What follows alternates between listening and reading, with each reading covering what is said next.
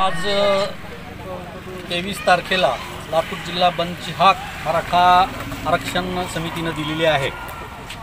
महाराष्ट्रामध्ये मराठ्यांना आरक्षण मिळावं यासाठी गेल्या अनेक महिन्यापासून या महाराष्ट्रामध्ये जरांगे पाटलाच्या नेतृत्वाखाली मराठ्यांचा मोठा लढा चालू आहे, परंतु सरकार याकडे गांभीर्यानं लक्ष देत नसल्यामुळं गेल्या काही दिवसापासून प्रत्येक जिल्ह्यामध्ये मोठ्या प्रमाणात बंदची हाक दिली जाते आणि प्रत्येक जिल्हा वेगवेगळ्या तारखेला बंद केला जातो।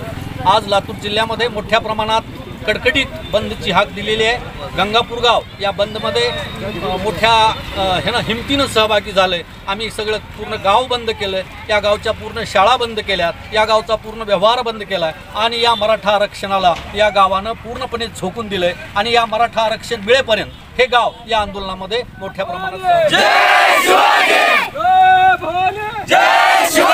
जरांगे पाटिल तुम आगे बढ़ो, हम तुम्हारे साथ हैं। जरांगे पाटिल तुम आगे बढ़ो, हम तुम्हारे साथ हैं। करेंगे या मरेंगे, हम सब करेंगे। करेंगे या मरेंगे, हम सब करेंगे। 7वा दिवस आहे उपोषणाला। सरकार त्याची दखल घेत नाही। सरकार फक्त भ्रष्टाचार, लाडकी बहीण या गोष्टीत दंग आहे।